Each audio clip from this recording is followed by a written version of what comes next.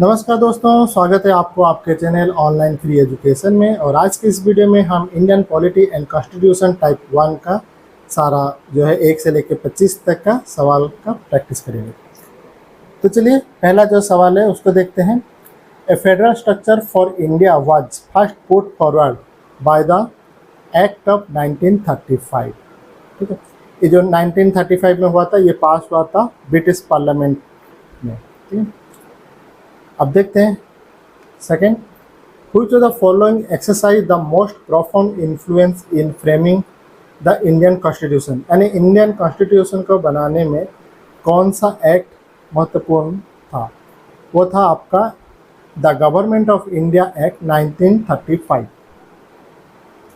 Next सवाल, how does the constitution of India describe India as? वो है आपका a union of state. A union of state कहाँ पे है? आपका है आर्टिकल 1 पे। ठीक है, आर्टिकल 1 में लिखा गया है Bharat as a union of state. ठीक है, लिख लेते हैं यहाँ पे Bharat as a union of state. Next देखते हैं, the system of judicial review originated in. कहाँ पे ये ओरिजिनेटेड हुआ था? ये है आपका यूएसए में, यूएसए से जुडिशियल रिव्यू को वहाँ से बोरो किया गया था। अब नेक्स्ट देखते हैं, preventive detention means. Preventive detention क्या होता है? प्रिवेंटिव डिटेंशन यानी कि डिटेंशन विदाउट इंट्रोगेशन। यानी कि प्रिवेंटिव डिटेंशन जो होता है वो था आपका आर्टिकल 1950। आर्टिकल 1950 के तहत क्या होता था, जब भी पुलिस किसी को डाउट करता था, संदेह करता था, उसको वो पकड़ के कुछ दिनों के लिए रखता था ताकि कोई प्रॉब्लम ना हो। उसमें उसको क्रिमिनल नहीं समझते थे या फिर अभी जज नहीं करते थे, पर कुछ दिनों के लिए रखते थे ताकि जो शांति बना रहे, और जो कि अभी नहीं है। 1950 हटा दिया गया है, उसके जगह दूसरा आ गया है। ठीक है, तो प्रिवेंटिव डिटेंशन का मतलब यही था, डिटेंशन विदाउट इंट्रोगेशन। अब नेक्स्ट सवाल की तरफ जाते हैं, what was the basis for constituting the constituent assembly of India? ये है आपका द कैबिनेट मिशन प्लान 1946। ठीक है, अब इसके प्रेसिडेंट कौन थे? इसके प्रेसिडेंट थे आपके राजेंद्र प्रसाद। राजेंद्र प्रसाद।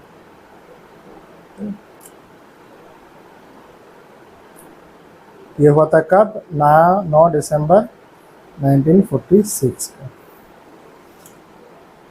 अब नेक्स्ट सवाल की तरफ देखते हैं, from the constitution of which country the provision of federation was borrowed while framing the constitution of India? ये है आपका कनाडा। ठीक है, अब next, who among the following was not a member of the Constituent Assembly established in July 1946? ठीक है, तो इन 1946 में जो आपका कॉन्स्टिट्यूएंट असेंबली बनाया गया था उसमें कौन मेंबर नहीं थे? क्लियरली पता है, महात्मा गांधी नहीं थे। ठीक है, यहाँ पे देखिए नॉट लिखा गया। ठीक है, तो कौन नहीं थे? महात्मा गांधी नहीं थे। Who was the chairman of the drafting committee of the Constitution? तो कौन थे चेयरमैन? वो थे आपके बी.आर. अम्बेडकर। उन एक थे चेयरमैन और आपके 6 थे आपके adviser.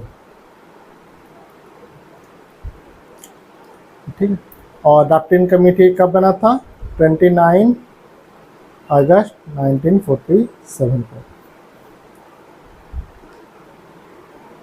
India is a republic because आपका है the head of the state is elected for a definite period. इसको कहा जाता है republic. Next, who was the constitutional adviser to the constituent assembly of India? आपका बी.एन. राव। ठीक है, BN. Rao है उनका नाम। उनका पूरा नाम है बेनेगल नरसिंह राव। ठीक है, बेनेगल नरसिंह राव।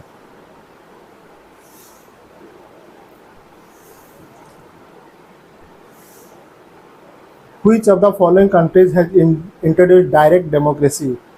वो है आपका स्विट्ज़रलैंड। स्विट्ज़रलैंड में अभी डायरेक्ट डेमोक्रेसी चल रहा है, यानी कि वहाँ पे अगर कोई भी पॉलिसी आए नया तो उसके लिए वहाँ के जो नागरिक हैं वो डायरेक्टली वोट देते हैं, ठीक।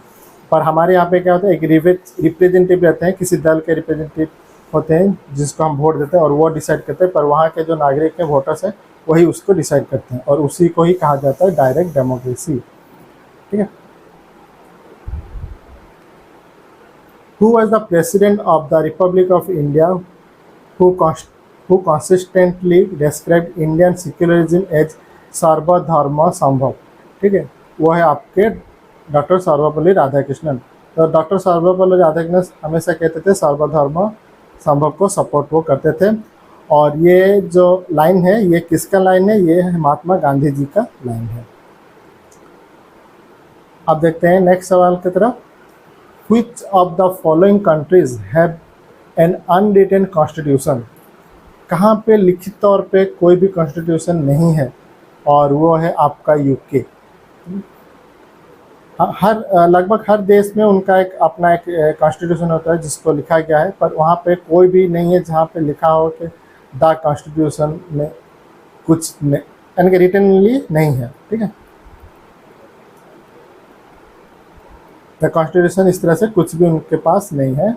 और वहाँ पे तो फिर वहाँ पे काम का या फिर लॉ किस तरह चलता है, वो सब होता है एक्ट ऑफ पार्लियामेंट और होता है decision of the law court, ठीक है। एक्ट ऑफ पार्लियामेंट और है आपका law court, the law court. अब next, the constitution of India was adopted on आपका 26 नवंबर 1949, ठीक है। एडॉप्ट हुआ था कब, 26 नवंबर 1949 को। और इफ़ेक्ट कब से हुआ था, इफ़ेक्ट हुआ था आपका 26 जनवरी 1950 को, ठीक है। अब नेक्स्ट सवाल की तरफ जाते हैं। Which of the following is a feature to both the Indian Federation and the American Federation? ठीक है, यानी कि आपका इंडियन फेडरेशन और अमेरिकन फेडरेशन में कौन सा चीज़ आपका समान है, वो है आपका a federal supreme court to interpret the constitution. यानी कि कॉन्स्टिट्यूशन में जब भी कुछ बदलाव होता है या फिर ऐड करना होता है तो उस चीज़ को इंटरप्रेट यानी कि उसको रेक्टिफाई करना या फिर उसका कुछ भी चेंजेस करने के लिए सुप्रीम कोर्ट वहाँ पे इंटरफेयर करता है या फिर उसका हेल्प दिया जाता है। और यही चीज़ होता है इंडियन फेडरेशन और अमेरिकन फेडरेशन में कॉमन। अब नेक्स्ट आते हैं, the constitution of India describe India as, ये तो आपको पता ही है, पहले मैंने बताया था, a unitary state. Who among the following was the president of constituent assembly of India, यह है आपके डॉक्टर राजेंद्र प्रसाद, ठीक है। अब next, the convention that once a speaker always a speaker is followed in, देखिए once a speaker always a speaker का मतलब एक स्पीकर जब बन जाते हैं वो उनको जितने बार भी चाहे हम इलेक्ट कर सकते हैं, ठीक है। इसी को कहा जाता है once a speaker always a speaker. और ये चीज़ कहाँ से है, आपका यूके से। Indian penal code came into operation in, Indian penal code यानी कि जिसको कहा जाता है आईपीसी, और ये है आपका 1862 से। और इसको आईपीसी को क्रिमिनल कोड भी कहा जाता है, criminal code. 21, how many articles are there in the Indian constitution. तो ये सवाल जब एग्ज़ाम में आया था उस समय पे आपका 395 था, पर अभी 395, 398, 396, 399 कोई भी नहीं है। अभी कितना है वो बताता हूँ। अभी का मतलब है आपका 2024 में, ठीक है। इतने तक आपका अपडेटेड है। आपका कितना तो आर्टिकल है, वो है आपका 448 आर्टिकल है। और आपका पार्ट है आपका 25 पार्ट है। और शेड्यूल कितना है, शेड्यूल है आपका 12 शेड्यूल है। और अमेंडमेंट कितना है आपका 109। ठीक है, तो याद रखिए आर्टिकल आपका है 448, पार्ट है आपका 25, शेड्यूल है 1-2 और अमेंडमेंट है 109। ठीक है, और नेक्स्ट सवाल की तरफ जाते हैं।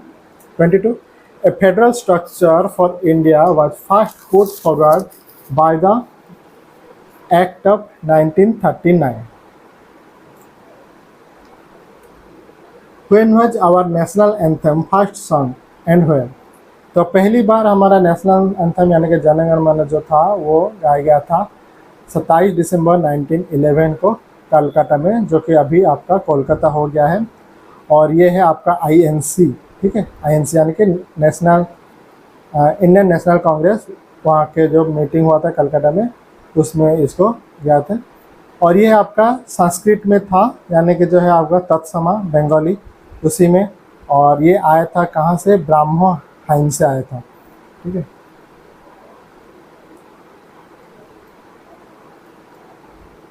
ब्राह्मो हाइन से आपका जो पहला था आपका फर्स्ट 5 स्टांजा जो था,